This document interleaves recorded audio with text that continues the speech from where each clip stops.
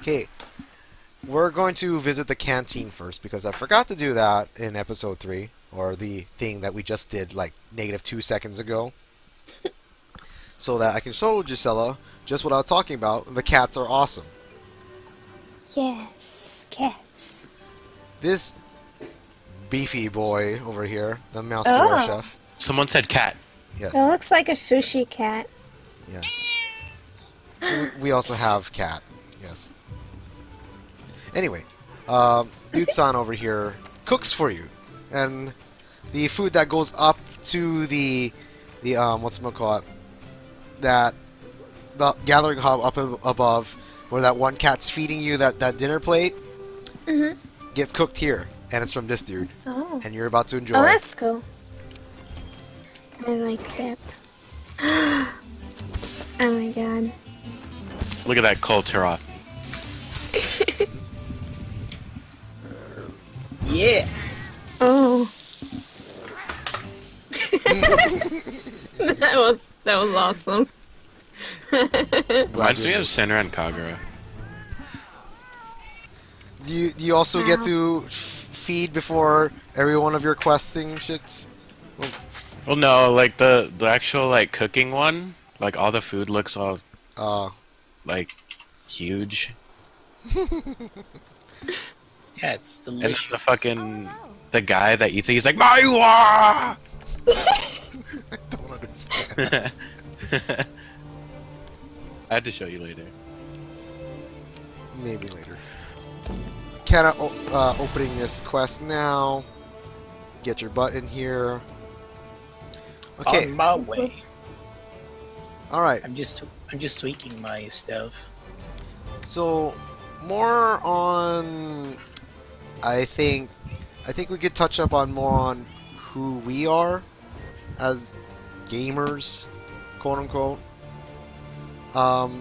Rast, tell the Yes? viewer how long you've been playing Monster Hunter.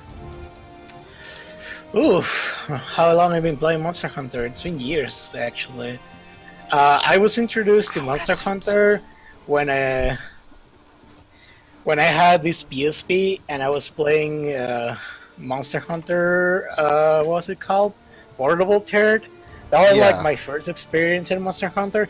That shit was really cool. But I was kind of just playing by myself because I had no one that knew about that game. So it was like the slightest of this experience of Monster Hunter. Then Pick up the quest. I started playing Monster Hunter 4, and that's where I started to become much better at the game because I was introduced to the mechanics and how to do stuff, and yeah, that's pretty much where I picked up Monster Hunter the fullest. I want to say that Third and Try was the generation that opened up Monster Hunter to what it is today, because without their rehashing or rebuilding of the fight mechanic and all that stuff, Monster Hunter would not have made it to the market where it is today. It would still be stuck in obscurity because, let's be honest, the second generation, the first generation, they were really hard to get into because of like issues with them. The camera mechanic, like handheld mechanics when it comes to cameras. Everybody knows the infamous crab claw you have to do in order to operate the camera system on a PSP. So that's fun. That shit was really fun. The DS did it pretty well. I want to say locking on saved a lot of hassle. Yeah. So like yeah, like the general feel of the mechanics of the game needs to get fixed up. Can we skip this? There we go. At last. Yeah, and it was Try that did it for everybody. So I'm so happy about that. Try. When I first picked up Monster Hunter, it was, like I was saying in a previous episode, back when I was in the orchestra in the band room. You can do this. And oh my goodness, I did exactly the same thing. I walked into the wall that we didn't. Exactly where we ran into the first place because I love it. you ingrained it into my head that we were walking that direction. I hate you. My job is complete. Okay, so the original thing I did was I wanted to fit in. I wanted to pick up this game with everybody. I'm gonna fire this thing already. Let's stop pushing it. Push it the other way. No. That's sad. Oh, that well. was really pathetic. I'm sorry. I'm not gonna say anything, but I was busy. I was busy running into a wall previously. A couple seconds wasted. Not to mention that I pushed the cannon out of the way. But you know, hindsight is 2020. It's time to hit hard. Okay. So yeah, I opened up like I think it was like Ultimate, like first generation, something like Frontier Ultimate or something. I don't know. And I got it. I understood the game. It was kind of laborious to get into because of how clunky it was in the first generation.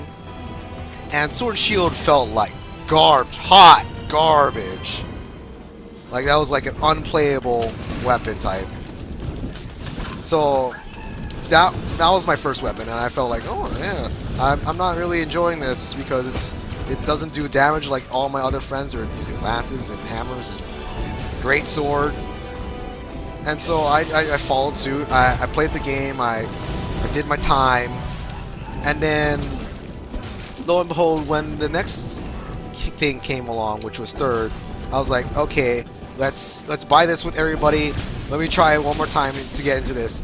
And I fucking blasted them at their own game. I played that shit, not even kidding, like 12 hours a day, and I pushed so fucking far ahead of them, or to the point where I kid you not, I was the first in Hawaii to complete third.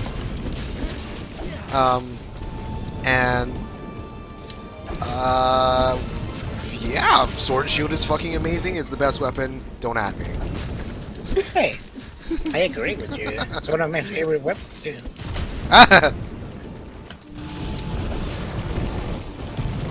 But as next lover, Is she moving I right now? love Because like I axes. can't. She's Yeah, moving she- into the wall. she went to hide right now.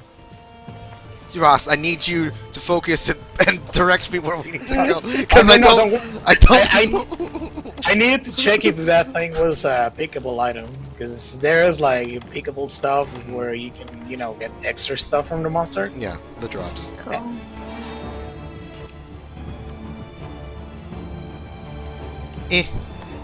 Wedge beetle.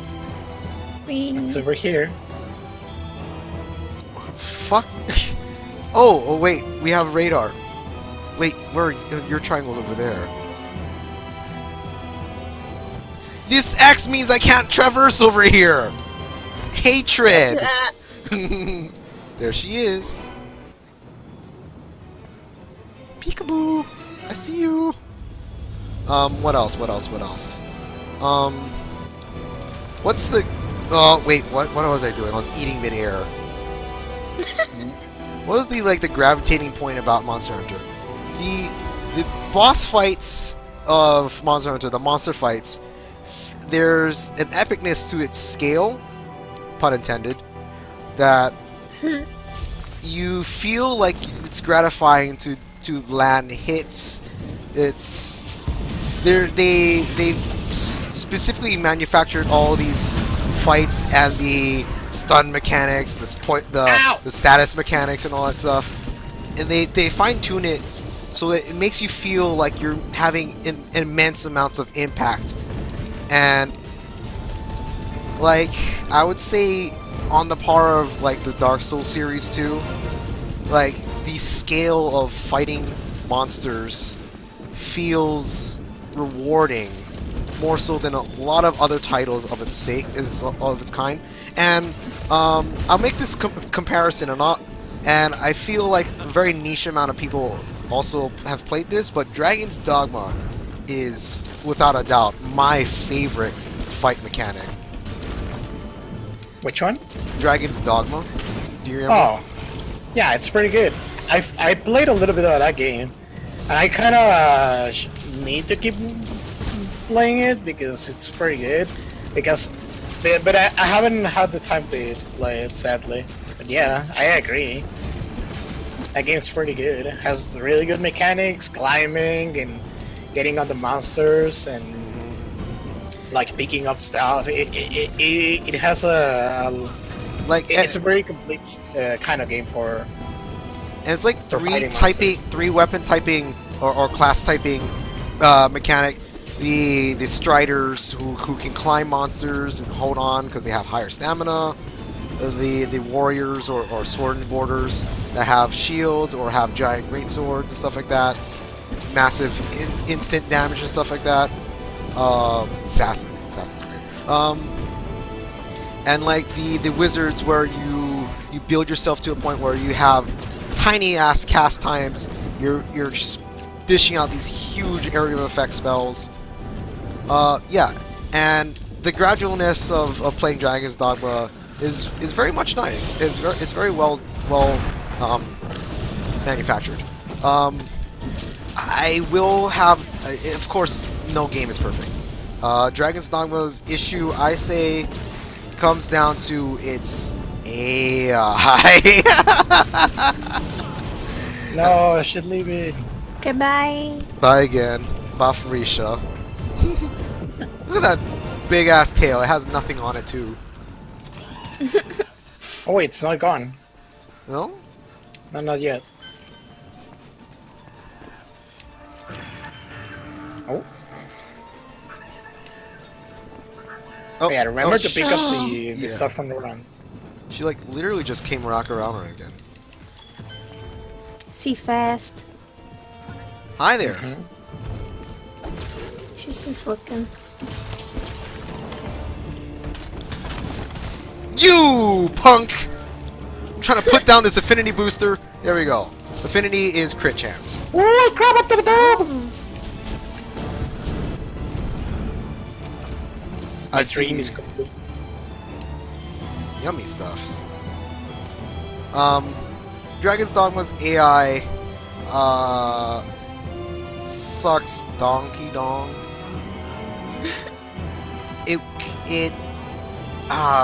For its intents and purposes, it does its job.